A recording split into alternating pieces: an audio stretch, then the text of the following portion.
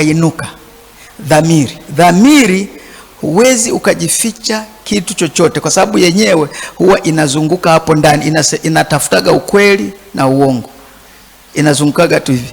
Kwa hiyo ndio maana kwenye eneo la maisha yetu, hata hukumu jinsi tutakavyo kuhukumiwa mbinguni, wala hakutakuwa na taabu, kwa sababu wewe mwenyewe utajua kabisa mimi nimepitia mambo gani. Kwa hiyo ndio maana dhamiri ni kitu cha muhimu sana kumjulisha mtu kwamba anapokwenda anaenda sawa ama anaenda vibaya. Haijalishi nani anakuona au nani asiyekuona, wewe dhamiri yako inakushtaki, inazunguka hapo ndani. Kwa hiyo dhamiri yenyewe huangalia, hujulisha mambo mema na mabaya. Jina la Bwana libarikiwe sana. Sasa baada ya kufika hapo, nataka sasa tuanze. Kuna magonjwa kama 8 hivi ya nafsi, na nitaanza na moja, nitaendelea kwa kufafanua, na ninachojua tu kwamba kuna uponyaji utatokea hapa kulingana na haya magonjwa yaliyo katika nafsi za watu. Bwana Yesu asifiwe. Kitu cha msingi, naomba jaribu kuona kile kinachoongelewa au kile kinachofundishwa, wewe unahusika sehemu gani. Sasa nitaanza ugonjwa wa kwanza kabisa, ambao Ibilisi, Shetani, maana haya magonjwa ni Ibilisi huwa ndiye anachocheaga ndani ya huyu mwanadamu. Kama nilivyosema, Shetani anachopambana nacho, anapambana nacho na yule mtu wa ndani, yule ambaye anapokeaga neno la Mungu. Lakini ili apambane na yule mtu wa ndani,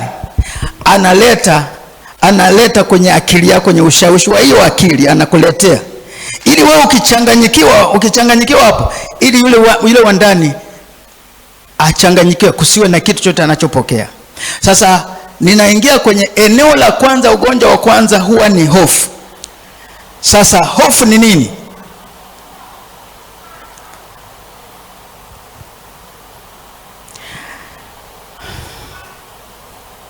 Kuna aina mbili za hofu. Kuna hofu ya jinsi ya mwili na kuna hofu ya jinsi ya saikolojia, yani ya kiroho. Sasa hofu ni nini? Hofu ni hisia ya asili ya wasiwasi au woga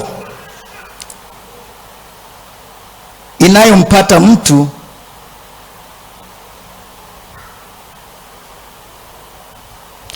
au mnyama anapokabiliwa na hatari fulani.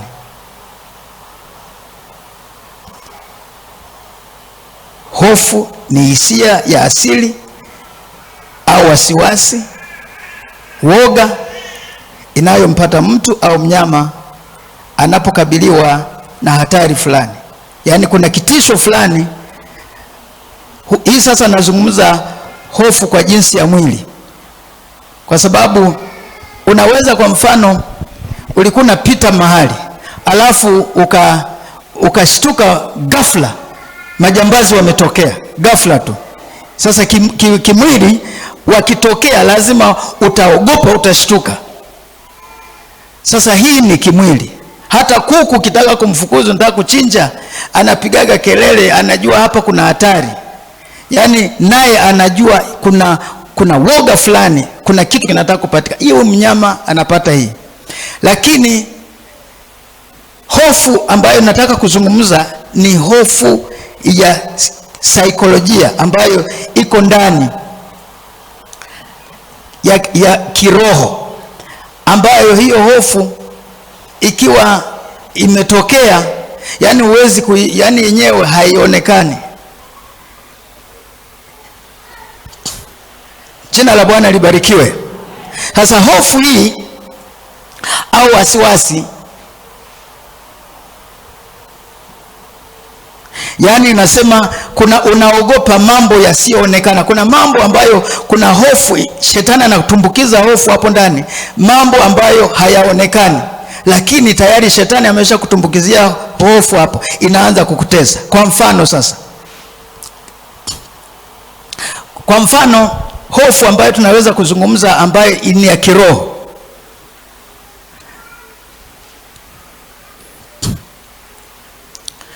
Hofu ya kiroho inaweza ukawa mtu amepata ugonjwa.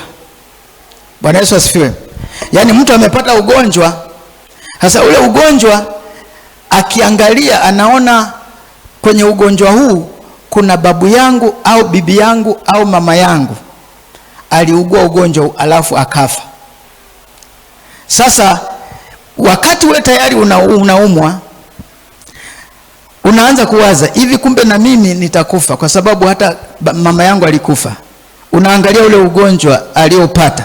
Sasa shetani anatumia ule mlolongo wa mateso waliopata wale, anasema na wewe tayari umeshapata. Sasa kwa sababu umekwisha kupata, na wewe tayari utafanya nini? Utakufa. Sasa huyu mtu akishakuwa na ule ugonjwa anaanza kusema mimi naona nitakufa tu, sijui itakuwaje. Unajua hata mama yangu, hata bibi yangu, unajua aliunguaga ugonjwa huu na alikufaga, kwa hiyo hata mimi nitafanya nini? Nitakufa.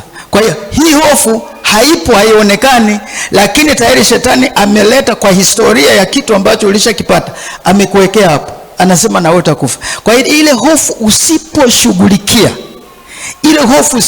na kweli nakwambia inaua, kwa sababu utaanza kadiri maumivu yanavyoendelea ndivyo kadiri unaambiwa sasa unaondoka. Kwa hiyo lazima tufike mahali kama watakatifu sisi ambao tunalishwa neno la Mungu, kwamba lazima yule mtu wa ndani apate nguvu ya kusimama na kusema no, mimi sifi. Kama alikufa yule, mimi sifi. Haleluya. Bwana Yesu asifiwe. Kuna hofu nyingine inaweza kutokea. Kwa mfano, binti amekaa miaka 20, 21, 22, 23, anatazamia angeweza kuolewa. Alafu amekuja mchumba, amekaa naye mwaka mmoja, labda amemchumbia. Halafu baada ya mwaka mmoja mchumba amemwacha. Huyu binti alikuwa na matumaini fulani kwamba naolewa, lakini tayari huyu ameshamwacha. Ibilisi anakuambia sasa, angalia, wewe si chochote, hutafanikiwa. Kwa hiyo ile hofu inamuingia huyu binti, anaanza kuwa na mashaka kila wakati kwamba inawezekana mimi sasa sitaolewa. Kwa hiyo anampandikizia kitu ambacho hakipo. Yaani sio kwamba huyu kwa sababu hakutaka kukuoa, sio kwamba hutaolewa. Sasa kwa sababu na wewe shetani anakuambia sikiliza, wewe hutaolewa sasa, angalia amekukataa. Unaanza kujiona kwamba wewe hufai, mimi sio kitu tena. Kwa hiyo shetani anapanda lile jambo la hofu. Ile hofu kisha tawala moyo wako, unaanza kuwa na wasiwasi kila siku, huna matumaini, huamini kama kuna kitu fulani kitatokea kwako, unapata shida. Kitu kingine ambacho kinaweza kutokea ni kwa mfano mwingine kupoteza kazi. Mtu amepoteza kazi, alikuwa anafanya kazi, wamemfukuza. Wamemfukuza, hawezi kuendelea na kazi. Kwa hiyo amefukuzwa, yani kitu cha kwanza anasema Mungu wangu nitafanya nini? Yani kazi ndio ilikuwa inanisaidia. Kumbe usijue ya kwamba kama ukijua Mungu yuko pamoja na wewe, na kule ndani una nguvu ya Mungu, unasema hata kama mmenifukuza kazi, najua Mungu ananiwazia mema. Nitapata kazi. Kwa hiyo unaondoa, unasema sina hofu, kazi napata, nitaipata kazi na nitafanya kazi. Inawezekana Mungu alikuwa anataka aniondoe hapa, anipe kazi nyingine nzuri. Badala ya kunyongonyea huku ndani, unaondoa kule kunyongonyea, unasema nashukuru Mungu kwamba nimefukuzwa kazi, lakini nitapokea kazi kwa sababu Mungu anakuwazia mema. Haleluya. Kwa hiyo kuna vitu kama hivyo, hofu za aina hiyo. Mwingine unaweza kaona amepata hiyo kwenye eneo la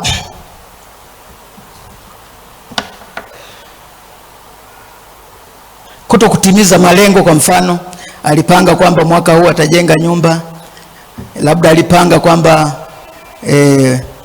mimi maisha yangu nikimaliza shule ya sekondari nitaenda chuo. Yale malengo yake alipanga ya